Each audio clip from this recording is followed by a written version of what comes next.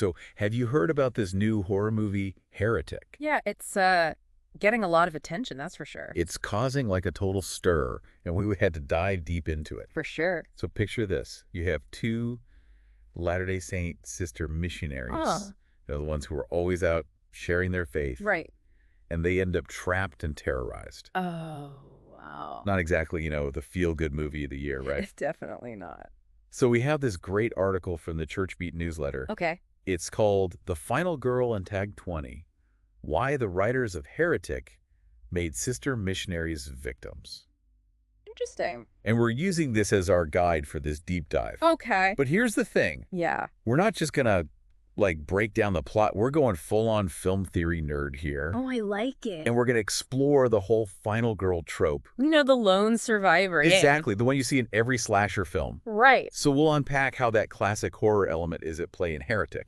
And we'll also talk about what it might say about how female characters, especially, religious ones, Right. are portrayed on screen. I think what's really fascinating to me is that they chose sister missionaries specifically. Yeah. It's almost as if they're playing on that cultural perception Right. of them being so innocent and almost naive. Totally. And that ties right into the whole final girl thing, right? Absolutely. Because the article describes the typical final girl as virtuous, modest, the one who avoids vices, like the ultimate good girl. Right. Like it's the key to surviving a horror movie or something. Yeah, exactly. And that's not just a coincidence. Yeah. This trope goes way back. Okay. Like to the horror films of the 60s and 70s Right. when, societal expectations for women were a lot more restrictive.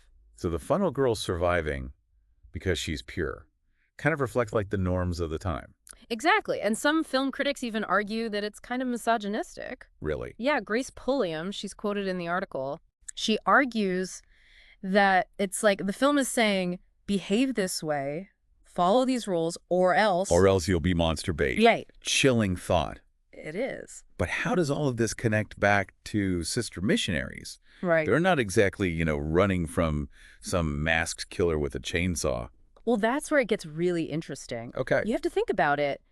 They're young women, often in unfamiliar places, Yeah. having to rely on the kindness of strangers. Right. So they're kind of inherently in a vulnerable position. I see what you mean. And that plays right into, the whole horror genre dynamic. So they're almost set up to be the perfect victims in a horror movie. Yeah, just by the nature of what they do. Wow. And Christine Blythe, she co-hosts the Angels and Seer Stones podcast. I've heard of that one. She makes this really interesting point. Okay. She suggests that the filmmakers might be kind of capitalizing on that perceived naivete. So using it as a shortcut for suspense. Exactly. That makes you think about their intentions, right? For sure. Are they trying to represent these women authentically? Mm-hmm. Or is it all just shock value? That's the big question, isn't it? It's like they're walking a tightrope. Yeah. On one hand, you have the potential for this nuanced exploration of faith and vulnerability and all of that. Right. But on the other hand, it could so easily just slip into these harmful stereotypes. And we've seen that happen before. Yeah, way too often. It makes me think about representation in media more broadly. Right. We've seen how powerful it can be when it's done well. For sure. Like with The Chosen. Yeah. That show resonated so deeply with, Christian audiences, including Latter-day Saints, because it just felt so genuine It really did. and respectful. Yeah, it's all about capturing that authenticity. Right. Like when you see your own experiences, your beliefs reflected back to you in a way that feels true, Yeah. powerful, it creates this connection. So the question is, does Heretic achieve that? Well, that's what we're going to have to figure out. Right. Does it offer a genuine exploration, or does it exploit their vulnerability just for thrills? These are the questions we need to consider as we look closer at the film and its portrayal of these characters. Definitely. And you know what's interesting? The filmmakers said that image of sister missionaries was what initially drew them to the story. Really? Yeah, almost like a visual hook. So they saw them as inherently compelling characters right. for a horror movie. Yeah. Almost like they just fit the aesthetic. Exactly. But I guess it makes you wonder, are they really engaging with the deeper complexities of these women? Yeah, their faith, motivations. All of that. Or are they just using that surface-level imagery to create this sense of unease? It's a tough balance, for sure. Yeah, Because like we said, there's a lot of potential there. absolutely. You could have a film that really dives into that psychological tension Total. of being isolated, having to trust strangers.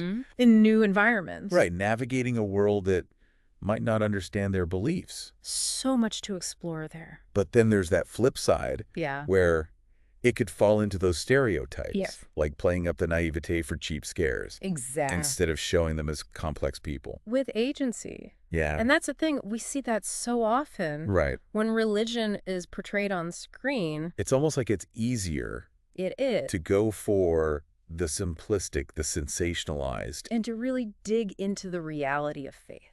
which makes me think about us. As viewers. Yeah, like we have a responsibility too, right? Well, absolutely. We're not just passively watching this stuff. We shape the kind of stories that get told Exactly. by what we choose to support. So we need to be critical thinkers, Yeah, question what we see. demand more nuanced portrayals. Especially when it comes to something like faith.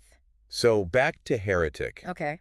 We have this interesting setup with the final girl trope and the choice of sister missionaries as our main characters. Right. But we're also wary of those traps. Yeah, totally. So what are you most curious about? I think for me, it comes down to character development. You mean, do they actually flesh out these characters? Exactly. Do we see their inner lives? Their struggles, their doubts, their strengths. all of that. Do they have agency? Do their choices matter? Right. And like the big one, how is their faith portrayed? That's key.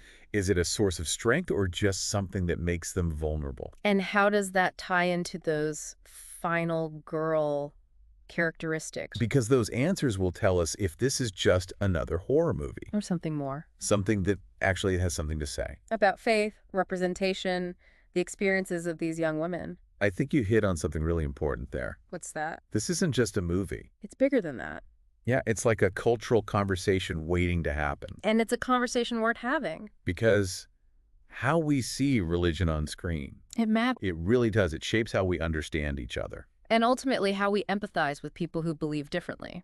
So to our listener, Yeah. how does this all resonate with you? What are your own experiences with faith and media? What are your hopes, your concerns for how Heretic will handle all of this? It's something to really think about. Especially with how much influence media has on us today.